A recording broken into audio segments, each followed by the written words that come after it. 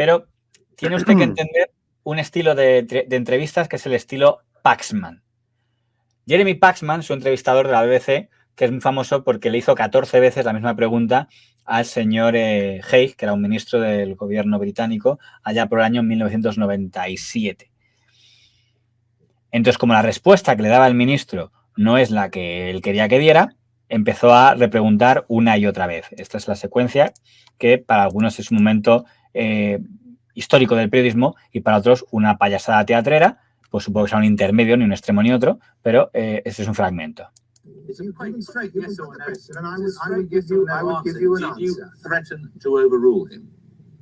I discussed this matter with Derek Lewis. I gave him the benefit of my opinion. I gave him the benefit of my opinion in strong language. But I did not instruct him because I was not entitled to instruct him. I was entitled to express my opinion, and that is what I did. With respect, that is not answering the question of whether you threatened to overrule him.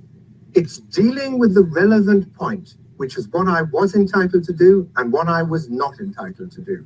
And I have dealt with this in detail before the House of Commons and before the Select Committee. But with respect, you haven't answered the question of whether you threatened to overrule him. Well, you see, the question is, what was I entitled to do and what was I not entitled to do? I was not entitled to instruct him and I did not do that. Yo reconozco que sé que la posición corporativista es decir, que buen periodista, sí, no hay que dejar que compren los argumentarios de la gente. Sin embargo, cuando yo vi la secuencia, después de cómo la habían vendido otros que hablaban del gran momento del periodismo, la vi, que es mucho más larga que esta, con las 14, y digo, es que las preguntas no siempre se pueden responder con un sí y un no. Entonces, ¿qué así? No es un examen. Entonces dices, sí está dando respuestas, es verdad que no conozco todo el contexto de esa historia, de esa prisión, tal, pero que no tengo claro que sea especialmente útil, pero hay gente que sí, que muchos que dicen, no, al revés, lo hay que hacer. Si no te contestan, insiste, repite la pregunta hasta 14 veces, que es lo que se hizo aquí. Tampoco noté que la pregunta 14, la respuesta 14 fuera mejor que la respuesta número 1. Fue cambiando hasta que ya supongo que uno u otro se hartó. Pero esto tiene una explicación porque lo estoy poniendo, pero digo para que conozca el contexto. Sí, yo estoy de acuerdo con usted totalmente. También creo que si eres buen periodista lo que tienes que hacer es un poco, a lo mejor, si con la pregunta que estás haciendo no obtienes la respuesta que quieres, reformula la pregunta, plantéalo de otra manera. Aunque también le digo una cosa, si estás preguntando y la persona evita dar un sí o un no, es porque realmente el sí, o sea, el no, le incomoda mucho, porque no es real. Entonces es que está más cerca del sí, pero todo tiene matices en esta vida. Para mí la base es reformular la pregunta. En España ha habido 2 periodistas que han usado el estilo Paxman y han presumido de ello, que son uno, doña Ana Pastor, de la cual ya hablamos aquí en una pieza de su estilo de entrevistar, y en Cataluña la señora Mónica Terribas, que también ha jugado mucho a esto y ha hecho entrevistas muy duras, tanto ella es independentista, pero también se lo ha hecho a políticos independentistas como el señor Artur Mas, que no habrá sido contento de alguna de las entrevistas de la señora Terribas. Vamos a hablar de economía, señor Rajoy. El crecimiento que ha tenido España, sostenido también, ahora se marca una cierta tendencia a la baja, pero hemos crecido sobre el 4%, hay un superávit del 2%, se ha creado empleo, pero las cifras no son tan malas, ¿no? Ese es el discurso que hace el señor Rodríguez Zapatero, pero eso hay que preguntárselo a los millones... que publican los medios, que lo habrán comprobado, ¿no?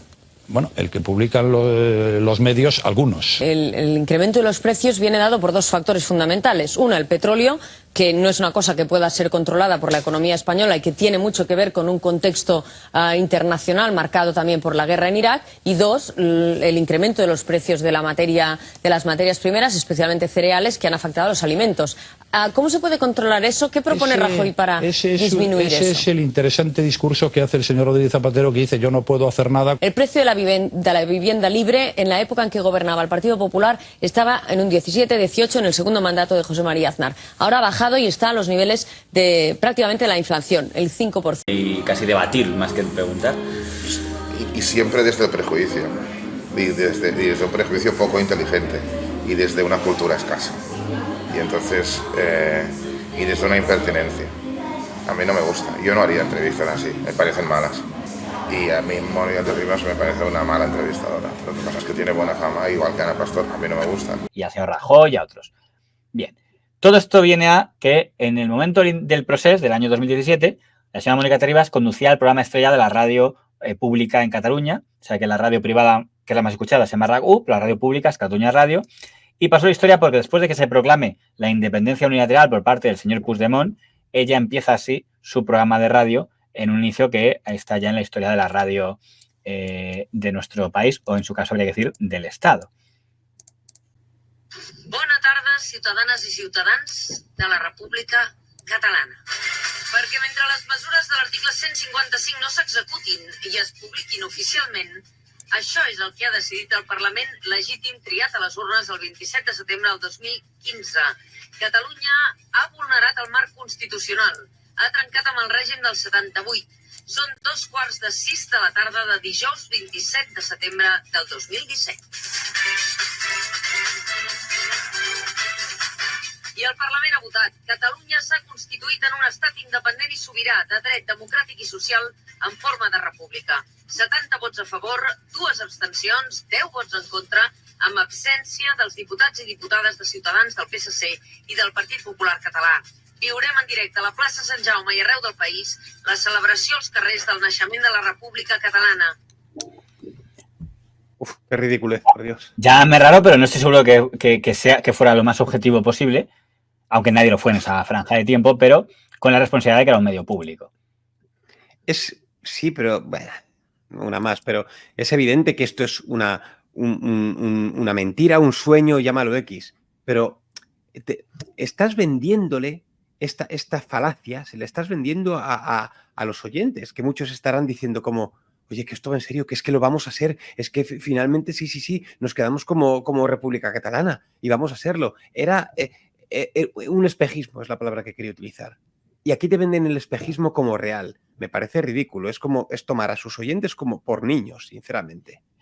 Claro, en la etapa de la señora Terribas al frente de Catalunya Radio hay muchos debates, por ejemplo, que ella iba diciendo desde el programa de radio donde estaban los camiones de la policía y tal, que decían, pero ¿qué está haciendo eso? Que hasta La Vanguardia lo criticó. Hombre, yo que vivo aquí y que soy catalán, sí te diré que creo que no es imparcial, que no trata igual a unos que a otros. Y creo que eso es, en una televisión pública sí que es reprochable.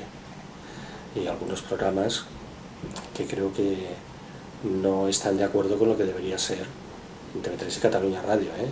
Catalunya Radio, durante uno de los días peores de más tensión del conflicto, iban dando la posición de los coches de policía. Es decir, esto yo me parecería en otra emisora pública en cualquier otro sitio de España bastant impensable. És important que ens ajudin els transportistes que estan circulant ja, perquè els taxistes i els transportistes veuen si hi ha moviment de cotxes de la Guàrdia Civil i de furgones de la Policia Nacional. Com sabeu, estem compartint amb vosaltres aquest matí la informació que ens donen els oients del moviment de furgonetes de la Guàrdia Civil i tots terrenys i cotxes de la policia. Les últimes informacions que ens esteu donant: a Igualada, en direcció a Barcelona, 3 tot terrenys i una furgoneta de la Guàrdia Civil; a l'AP2, a Lleida, 15 vehicles de la Guàrdia Civil. Bastante impensable. Y las editoriales de los programas de radio eran tremendos. Qui vulgui un estat l'haurà de lluitar. I com l'haurà de lluitar? Doncs segurament aparcant les divergències ideològiques, perquè es trobarà al davant un oponent que sí que té mentalitat d'estat. Pero no voy por ahí. La clave es que cuando llega el juicio, sabes que los procesados por el procés, el señor Junqueras y compañía, dijeron que esa proclamación era una declaración política, pero no pretendían que tuviera efectos legales. Eso es lo que dijeron en el juicio, que no era una declaración que pretendiera ser efectiva ni ejecutiva, sino simplemente como gesto político de protesta contra el Estado. Con lo cual, eso no encaja con lo que ella estaba diciendo en ese momento. Y el argumento que dice la señora Terribas es, bueno, yo no mentí porque sí hubo durante unos segundos república legal hasta que se aplica el 155, como dando a entender una cosa que no me parece muy sostenible, que es que hubo una independencia real, o sea, que hubo un Estado de Cataluña que duró durante los minutos que hubo desde que se proclama la independencia en el Parlamento de Cataluña hasta que se activa en el gobierno central el artículo 155. Pero esto es lo que ella explicaba en el programa de Salvados que hizo el señor Jordi Évole sobre este tema.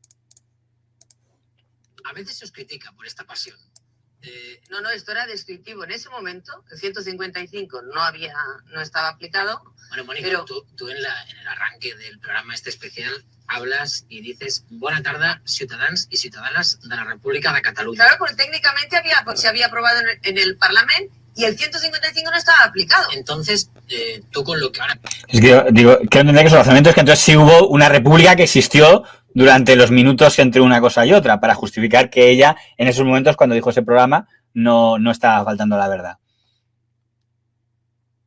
Qué ridiculez, o sea, pero es que intenta convencerle a él, a Jordi Évole, para decir, la respuesta es, ¿pero te crees que soy tonto? O sea, no sé, es como que hemos ganado, he podido decir en directo que somos la República de Cataluña, un triunfo más.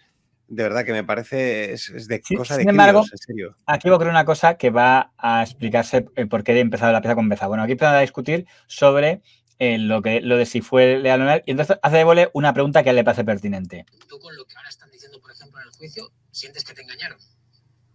Yo he venido aquí a Salvados a decir si me engañaron o no. ¿Por qué no? Porque lo que estoy diciendo en el informativo no es una cosa que no fuera cierta en aquel momento, a las 5:30 de la tarde, de aquel día. La pregunta me parece que es pertinente. A mí me parece que no. Yo la voy a volver a hacer. Tú vuelves a hacer. ¿Tú crees que te engañaron cuando tú empiezas un informativo diciendo eso No, y que porque luego ellos mismos han dicho que no era efectivo, que la República era simbólica? Juzgar a gente que se está jugando la vida en ese tribunal y que se están defendiendo ellos, yo no lo voy a hacer ahora.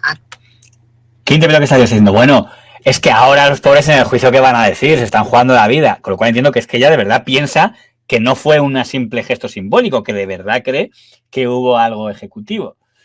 Pero, ¿por qué he empezado con Paxman? Porque más adelante, este programa era interesante porque lo que quiso hacer Évole es, dijo, ya está, voy a juntar debate Madrid versus Cataluña, dos periodistas de Madrid, que eran Vicente Vallés y Ferreras. Este Vallés no era el de ahora. Si hubiera sido el de ahora, hubiera sido mucho más espectacular porque es más combativo. Era un Vallés más equidistante el de en aquella etapa.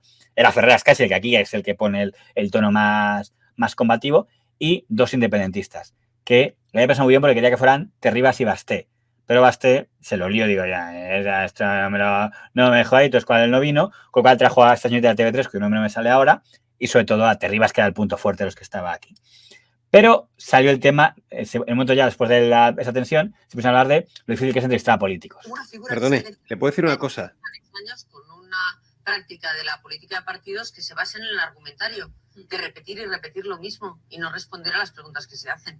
Y eso es complicado, porque entrevistar contra un argumentario escrito que se recita es complicado. Yo me basaba más que nada, y tú lo has practicado en algunas ocasiones, en esa tradición muy anglosajona de una pregunta que no se contesta, perdone, le repito la pregunta. Y tantas veces como sea necesario. Creo que hay un periodista, no sé si es de la BBC, que la formuló una misma pregunta 14 veces. Jeremy Paxman. Ferreras se lo sabe porque anda que no lo ha reivindicado a veces doña Ana Pastor. Sí. Pues ya está. ¿Alguno de nosotros ha hecho la misma pregunta 14 Yo 14 veces? no, pero 4 y 5 sí, ¿eh? Ya te lo digo yo. Yo hoy he intentado hacer una 2 veces y me he ido con el rabo entre las piernas. No, pero es que no más antes. Esto fue lo último que se emitió, justo sale, Salvados tal, luego la sexta y se acabó. Lo que he hecho ya en catalán es, no me entendéis, no me has entendido. Y se acabó. ¿Por qué se repiten? Mire, fíjese, aquí hemos criticado a Jordi Évole en muchas ocasiones, pero creo que aquí está, a mí me parece que está brillante, a lo mejor usted no se lo parece, pero a mí me parece que lo está. Le voy a explicar por qué. Esta pregunta es una pregunta que es una encerrona total, porque tiene dos respuestas. Una, me engañó, esta gente son unos mentirosos, o la mentirosa soy yo que estoy engañando y hacer pasar por tontos a la gente, porque si no te han engañado, si entendiste perfectamente si digo que me han engañado, pienso que quedo como pardilla y les dejo a ellos como los malos, como mentirosos y tal. Si digo que no me han engañado, es que entonces estoy diciendo que he dado una información que no era. Soy yo la que sabe que no es verdad y que lo estoy haciendo efectivamente. Soy yo la que está engañando. Entonces, por eso creo que es una pregunta muy, muy pertinente el repetirla, porque ella es una pregunta encerrona y de la que ella no puede salir porque evidentemente metió la pata y fue un error. Sin embargo, aquí viene la parte que es justa. yo no tengo el contacto de don Jordi Évole, no le puedo preguntar a él por este programa, pero sí tenía el de doña Mónica Terribas. Así que le pregunté si podía pedir una opinión sobre este programa. Ella me dijo que vale, pero que me la daba por escrito. Me pareció bien. Así que esto es lo que ella me dijo de este programa, que recordemos que Salvados es un programa editado, no se emite en directo.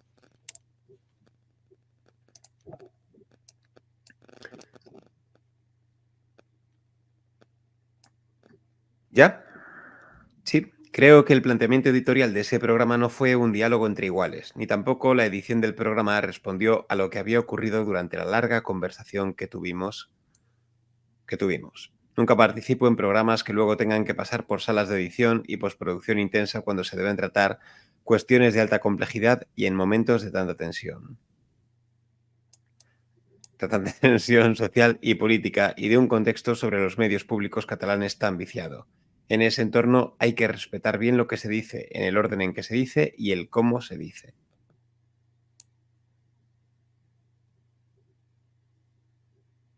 Fue un éxito de audiencia y las redes en España me criticaron duramente. Y hay una cosa que aprendes a lo largo de la vida. Hagas lo que hagas, si la máquina de grupos mediáticos españoles, todos ellos, se ponen en marcha con un propósito, consciente o inconscientemente conseguirán arañarte o herirte bien. Esa fue su O la respuesta. víctima, ¿eh? Madre mía. Bueno, y le agradezco que me diera su opinión. Ella el punto que quiero entender que me está diciendo es que había ahí una manipulación. No sé exactamente cuál, pero como si el orden que hubiera sacado hubiera sido puesto para dejarle peor a ella de lo que podría haber sido. No lo sé, ella tiene la oportunidad de dejarse bien y contestar a la pregunta y no lo hace. Evidentemente, en los programas de Salvados, pocas veces Jordi Évole va a quedar retratado, y en algunas lo ha quedado un poco, ¿eh? En algunas ha quedado un poco y rascando, más o menos, para darle ese factor humano de, bueno, también me equivoco, también a veces. Pero en este caso, como digo, creo que ya tuvo la opción y sus contestaciones son súper vagas y la verdad que poco creíbles. O sea, ese argumento de es que yo en ese momento sí era verdad, digo, por favor, ¿con quién te crees que estás hablando? Entonces, evidentemente, para mí eso es lo criticable de ella, en este caso, que intente tomar por tontos a sus oyentes, entre los cuales, pues no me encuentro.